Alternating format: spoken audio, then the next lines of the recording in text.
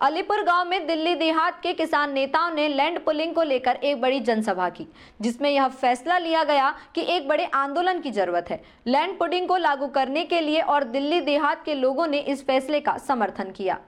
अलीपुर गांव में दिल्ली देहात के किसान नेताओं ने लैंड पुलिंग को लेकर एक बड़ी जनसभा की, जिसमें यह फैसला लिया गया कि एक बड़े आंदोलन की जरूरत है और सरकार पर दबाव बनाने के लिए फैसले का स्वागत किया।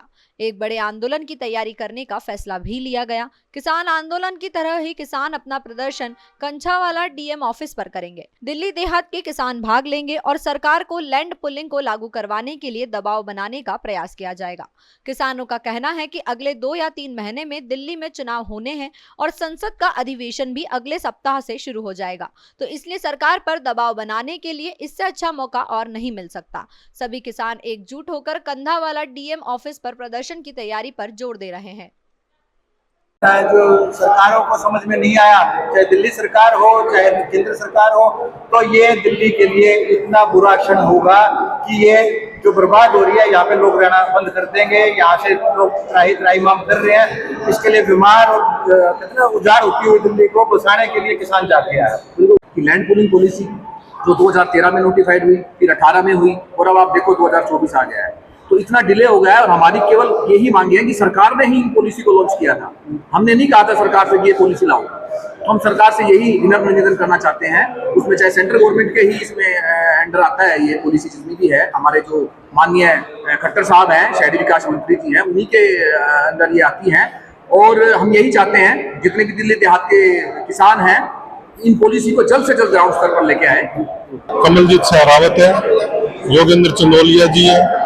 हम अपनी बातें उनके सामने रखेंगे अपने कल के धरने प्रदर्शन में और कहेंगे कि भी हमारी आवाज को लोकसभा में उठाया जाए, क्योंकि 25 नवंबर से 20 दिसंबर तक लोकसभा का सेशन चलेगा।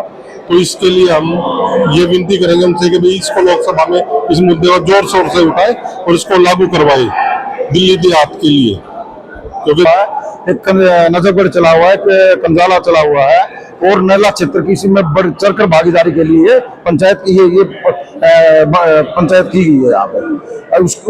उसी की उसमें हम लोग इकट्ठे हुए हैं। दिल्ली के कितने गांवों के किसान हो रहे हैं कल और वहाँ पहुंचने वाला है। दिल्ली के हमारे जितने भी क्षेत्र के नुमाइंदे मैन पंचायत के हैं, वो सब वहाँ पे पहुंचेंगे। जितनी कमेटियां हैं जो गांव के विकास के लिए काम करती हैं, वो सब कमेटी को इन्फॉर्म कर दिया गया है, वो सब लोग वहाँ पे पहुंचेंगे। तो लगातार प्रदर्शन चल रहा है, धरना चल रहा है, सरकार को संज्ञान नहीं लिया और नहीं लेगी तो आगे क्या करेंगे?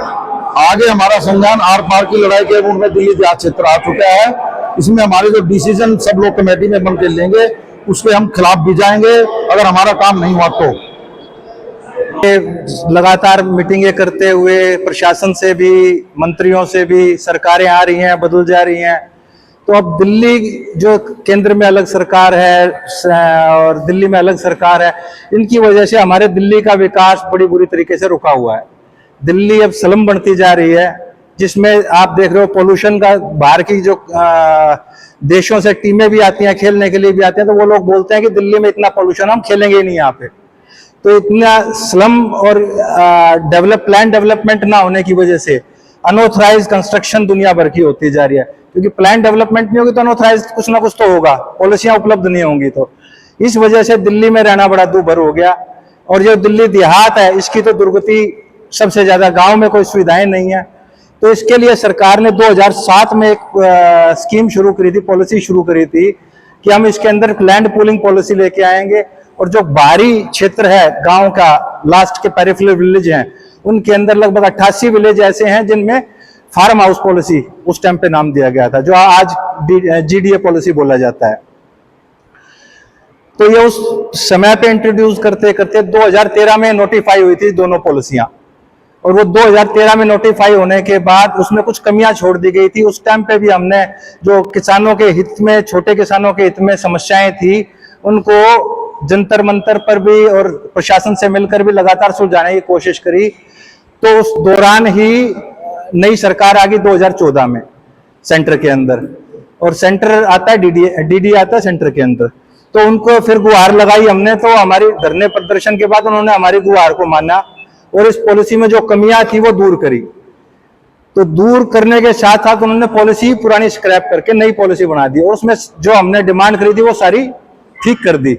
मगर कहीं ना कहीं वो डिमांड दूर करने के साथ साथ ऐसी समस्याएं पैदा कर दी टेक्निकल भी, और वो समस्याएं हट गई, दूसरी समस्याएं पैदा हो गई। तो समस्याओं को दूर करने के लिए फिर हमने एक एक्सपर्ट कमेटी बिठाई, डीडीए के लोगों को भी उसमें शामिल किया, रिटायर्ड, और जो हमारी लीगल टीम है उसको भी लगातार शामिल करा। आ जाओ भाई, राम राम।